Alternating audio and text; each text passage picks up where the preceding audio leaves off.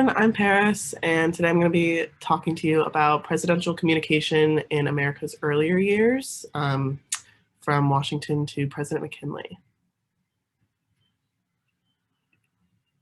So it begins with Washington by giving both the first ever inaugural address and the State of the Union address. Washington set up the precedent for how presidents would communicate with the public.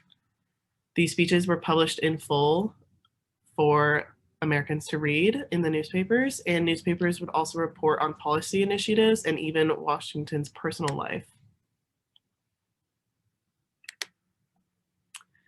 Next is the popularization of debates.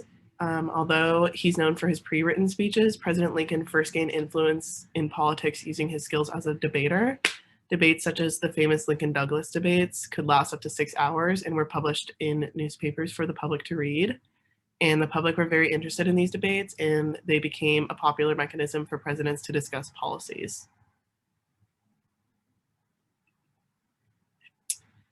Next is film and the presidency. Moving pictures or movies of the late 19th century offered another way for presidents to reach the public. President William McKinley's presidential campaign capitalized on this new technology, and McKinley's inauguration was the first one ever filmed and shown to the public. However, there was no audio, and the public wouldn't hear a president speak until the invention of the radio. Finally, everything that I've talked about so far is still around today. A combination of newspapers, books, and moving pictures allowed presidents to connect with the public and communicate policies with them. And presidents still use these methods of communication in the 21st century, but to a lesser degree. Thanks so much. Hi, my name is Nate, and I'm going to cover presidential communication in the era of the radio. The radio was quickly adopted into the presidential office, beginning first in 1920 with the presidential election results being broadcasted live, then eventually for important speeches. Only 5 years after the first broadcast, the White House Historical Association estimates that the 1925 presidential inaugural address reached more than 23 million radio listeners. Perhaps no president has ever used the power of radio as effectively as FDR. FDR began using the radio when he was the governor of New York, and he saw how he could use that radio to effectively pressure the New York State legislature into accomplishing his goals. He would take this lesson with him to the White House when he assumed the role of president during a lot of unrest in the country. FDR used the radio to speak directly to the American people in a series of informal conversations, which became known as the fireside chats. Though he was a highly educated graduate of Harvard, Roosevelt used simple language, he spoke directly, plainly, and addressed the listeners as my friends. This very informal way of communicating with the American public helped him accomplish 3 notable things. It calmed much of the fears a lot of Americans had with the Great Depression and World War II. It allowed him to explain his agenda directly without allowing his opponents a chance to interject and put the usual political spin on things. And it forged a powerful bond between himself and the American people. These fireside chats reached up to nearly 54 million people simultaneously, which is about 65% of the adult population at the time, which gave the president a personal and direct line to the American public, which had never existed before.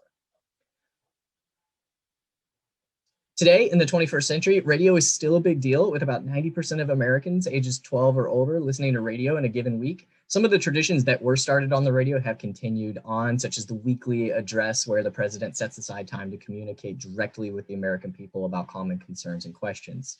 However, the use of the radio as the primary means of the president to communicate directly with the people has largely been replaced by newer technology like social media.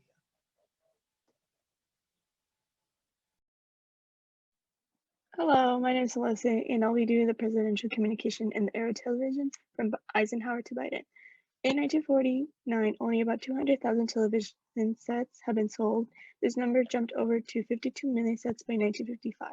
Because of this drastic jump, President Eisenhower saw the opportunity to allow television in the White House for the first time. The 1952 election marked the first time that a presidential candidate turned to television to communicate to their message to their voters rather than the usual radio. Because of this opportunity, it earned Eisenhower the name TV president. The first televised presidential debate was between Kennedy and Nixon on September 26, which shaped the course of American politics. Before the debate, both candidates were really close. And then the post-debate polls saw that Kennedy overwhelmingly won just because Kennedy looked fit and relaxed while Nixon was sick, so he appeared pale and ill. Television in the present day. We're still using television as a way for presidents to communicate the message to us, but it has changed. In the 2016 election, over 100 million people saw the debate between Clinton and Trump, and this debate turned into a reality TV show where both candidates were defaming each other, which can also still be seen in the 2020 election. Impact of television. Television has transformed political campaign in the United States by changing the media in which information is distributed. Television transformed the political election speech into more conversational visual form, increased the importance of debate. Hi, I'm Patrick Hanks, and I'll be talking about presidential communication in the digital age. The beginning of the digital age during the Clinton administration, the internet is still a fairly new concept to most people. Its initial use is experimental. We see the first White House website, the first campaign websites in '96, and Clinton is the first president to use email while in office. During the 2000s, the potential for the internet really starts to show. The Dean campaign in 2004 raises a lot of money online. They have grassroots supporter online, and they're able to distribute their own message through their campaign blog and put campaign videos on their website. They're also able to receive feedback online, which is a differential factor between digital communication and other mediums, is that not only can you broadcast your message, you can also receive messages from your supporters, from other people, and get their reaction to your policies and decisions. In 2008, the Obama campaign really sets the blueprint for digital campaigns. They raise a massive amount of money. They have a lot of online supporters. They're able to use social media very effectively. So then Obama, as president, is able to apply that digital strategy to governing. They have a Twitter town hall in 2011. They partner with social media influencers to promote government policy like they did with Obamacare. And social media is now a major news hub for most Americans. The White House Office of Digital Strategy in 2015 had more staff than previous press secretary offices, just showing how important it is. And that results in them being able to produce a lot of their own content, put it out on YouTube, other social media platforms, to get their message directly to the American people without having to rely on traditional media. Donald Trump, as a presidential candidate and as president, was different from previous ones. Past ones would typically, and even a lot of ones currently, have their staff put out social media posts for them. Trump would tweet himself frequently and oftenly. He would do that, sometimes without even getting feedback on what he was going to post. This typically was very controversial, ultimately resulting in him getting banned from almost every social media platform. But one can't really argue that it was effective at circumventing traditional media and allowed him to communicate directly with the American people.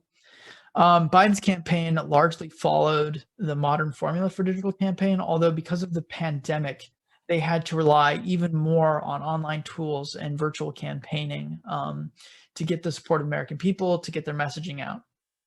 This is still a new and growing area, and there's lots of conversations being had about the role of social media. Should they be regulated? Should politics and political ads be allowed on there? So it's yet to be seen what will ultimately come of it, but what's clearly been shown over the past couple decades is this is an area that presidents can't ignore. It's a critical way to get out your message, to communicate with people, to see, engage people's responses to your policies. So it's an area that you can't ignore, and tremendous effort and focus has to be put on as a president.